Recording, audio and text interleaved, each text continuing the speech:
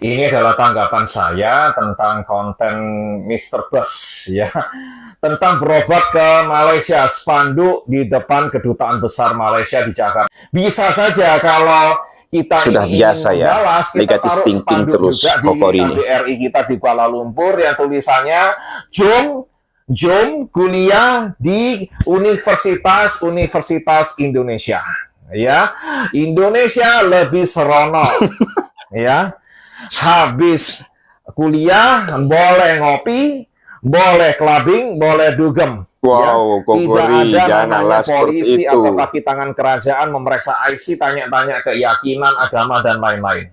Ya, dan kita harus memperhatikan juga persaingan harga. Harga layanan kesehatan kita harus bersaing dengan Malaysia. Transparan, Ya. jujur. Nah, gini dong Kokori. Perawatannya semua jujur, obat-obatannya harganya bersaing.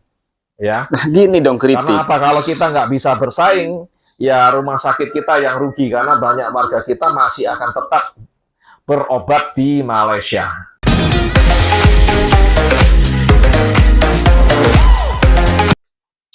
Hai, Assalamualaikum warahmatullahi wabarakatuh. Welcome back to my channel. Jumpa lagi dengan saya, Mr. Bas. Apa kabar Anda hari ini? Semoga dalam keadaan baik-baik saja, sehat walafiat, dan dimurahkan rezekinya. Amin ya rabbal alamin.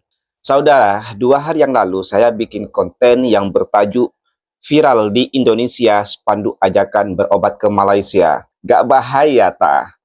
Kokori jangan ketar-ketir. Itulah tajuk yang saya buat di konten kemarin tentang viralnya spanduk ajakan berobat ke Malaysia yang ada di Jakarta. Kabarnya itu berdekatan dengan kantor Dubes Malaysia. Di konten itu saya sedikit mention nama Kokori agar dia mereact atau merespon konten saya ini perihal viralnya spanduk ajakan berobat ke Malaysia. Lalu bagaimana dengan tanggapan Kokori?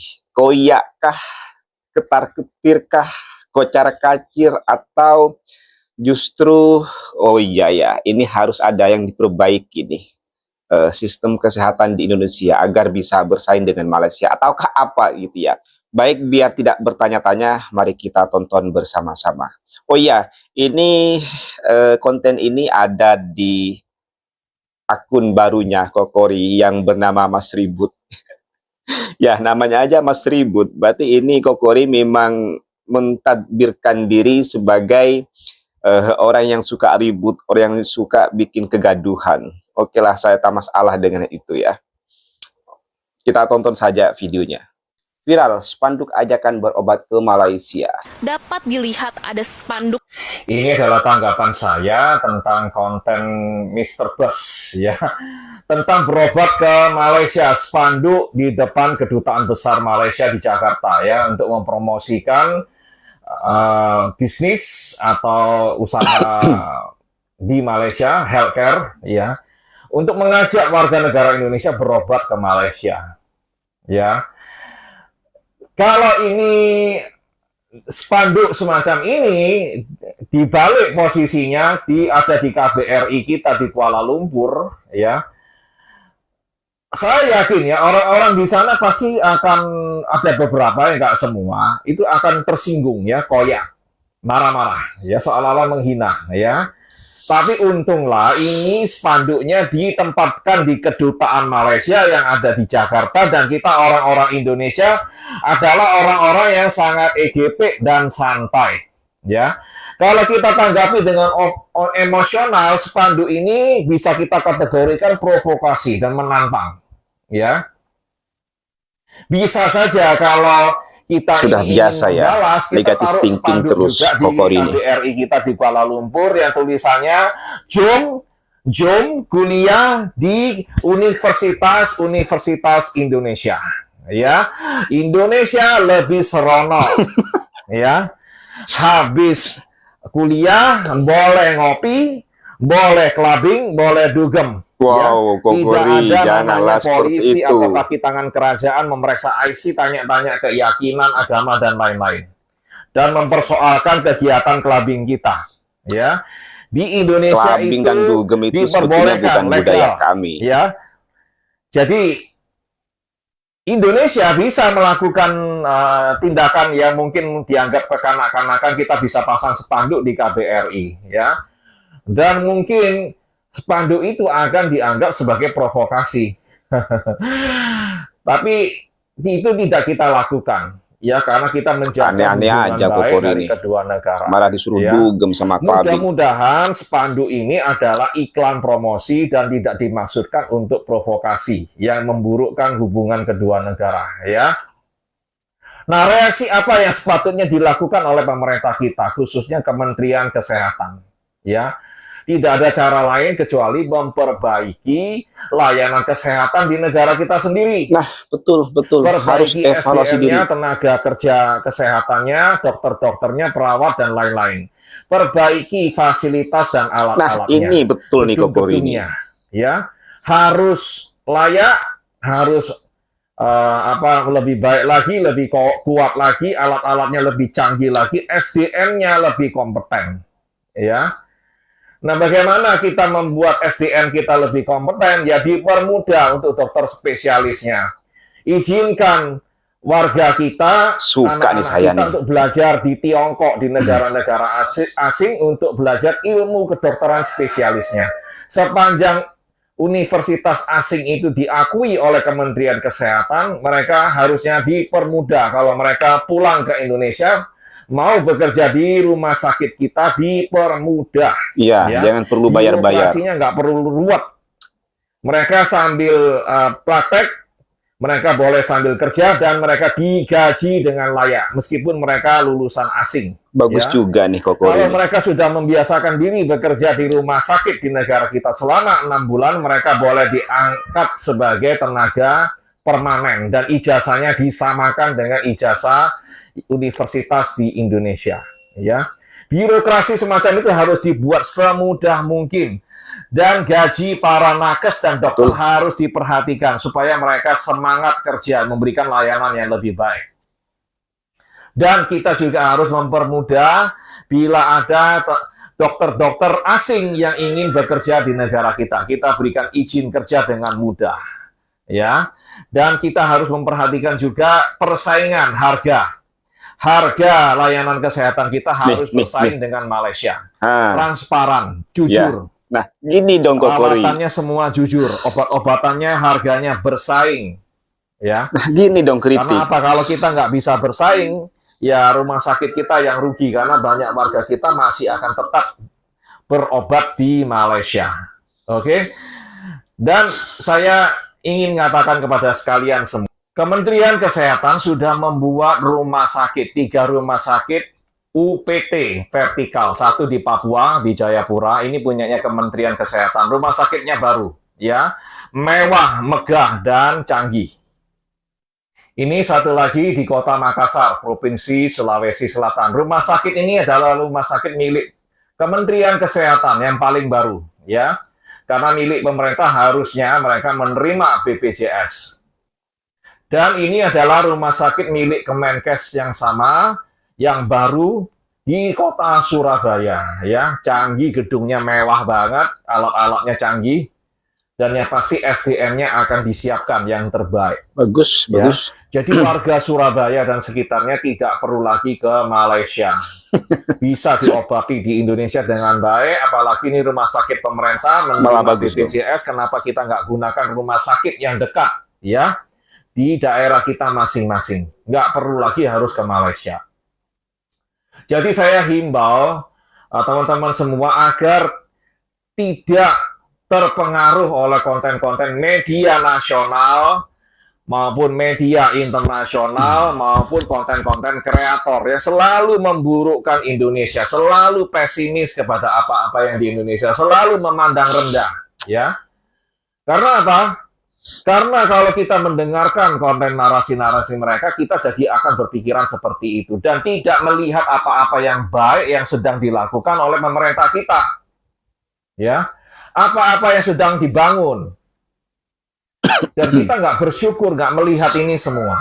Ya, jadi saya ingin kasih tahu kepada Mr. Bas dan kawan-kawannya yang satu frekuensi. Oke, bagi tahu. Jangan terlalu menghina Indonesia, Enggak, Indonesia saya nggak itu pernah nggak ada menghina. dokter yang pinter. nggak ada rumah sakit yang bagus, nggak ada alat-alat yang canggih.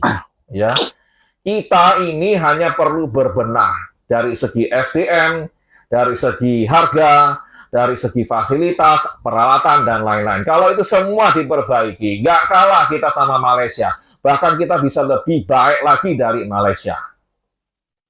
Ya, ini adalah rumah sakit yang paling baru di Provinsi Bali, di daerah Pantai Sanur. International Rumah Sakit Hospital. Internasional Bali.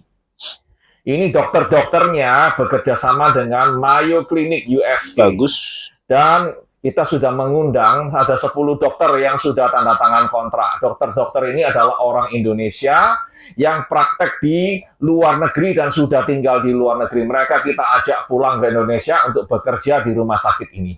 Ya, high class, high standard.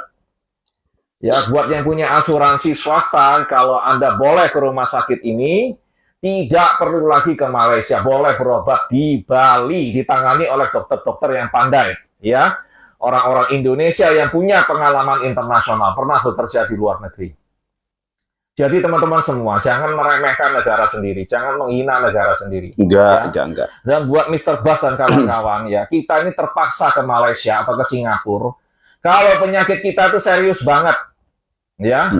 Kalau didiagnosa, mohon maaf Bapak, Anda kena kanker, ya, kanker stadium 7 misalnya begitu. Umur Bapak tinggal 3 bulan, ya.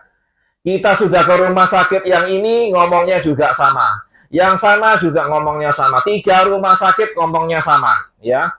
Pengobatannya harus begini-begini dan umurnya cuma 3 bulan. Nah, dalam kondisi itu baru kita terbang ke luar negeri kalau kita punya uang. Kalau nggak punya uang ya apa daya, ya. Yang punya uang itulah yang terbang ke Malaysia karena biayanya banyak.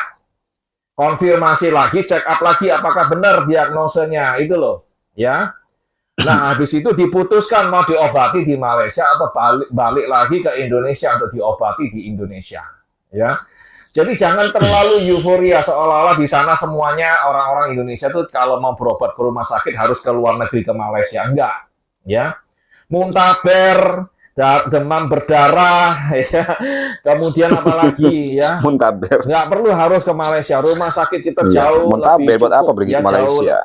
Sangat baik untuk menangani itu semua. Muntaber ya. kan bukan penyakit Jadi serius. jangan euforia, banyak saingan, sekarang Indonesia terus memperbaiki diri, kalau sudah baik kita nggak ke Malaysia lagi. Terima kasih. Bagus. Yang merasa konten yang bermanfaat, bagikan, postinglah komentar, berikan like, yang belum follow silakan follow. Terima kasih. Oke, begitulah tanggapan Kokori menanggapi konten saya sekaligus menanggapi tentang viralnya spanduk ajakan berobat ke Malaysia. Menurut saya cukup positif tanggapannya ya. Dia di konten ini, dalam video ini dia juga mengkritisi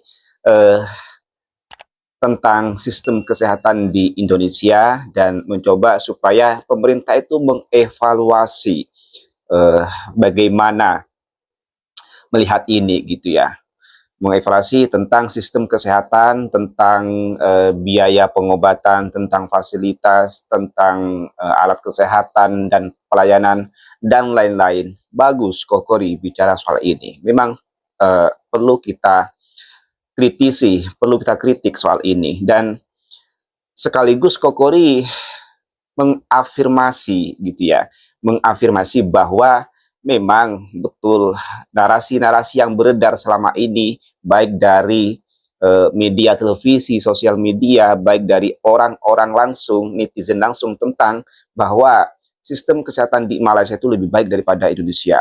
Dan Kokori secara tidak langsung mengafirmasi itu, ya, mengakui dan menegaskan bahwa memang di Malaysia dalam soal kesehatan memang lebih baik daripada Indonesia. Dan saya juga ingin menegaskan, ingin mengklarifikasi bahwa saya tidak pernah melakukan narasi penghinaan Kokori kepada negara saya. Saya sangat mencintai negara saya.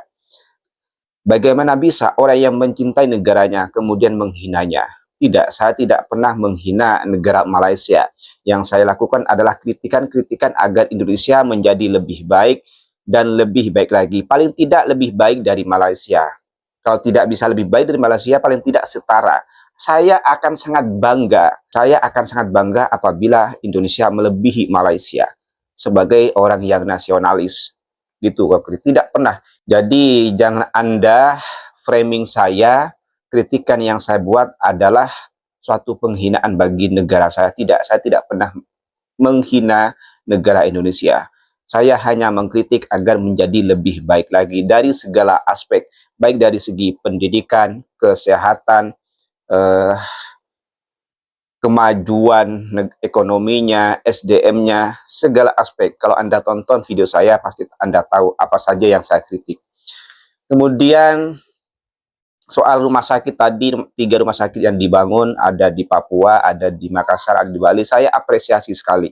Mudah-mudahan dengan alat yang canggih, dengan tenaga medis yang lebih ahli, mudah-mudahan dapat dirasakan oleh seluruh lapisan masyarakat Indonesia, baik itu kalangan atas, kalangan menengah, kalangan bawah, dapat menikmati fasilitas-fasilitas itu. Dan saya sangat berharap sekali kepada tim medis di Indonesia agar tidak mendiskriminasi, ya.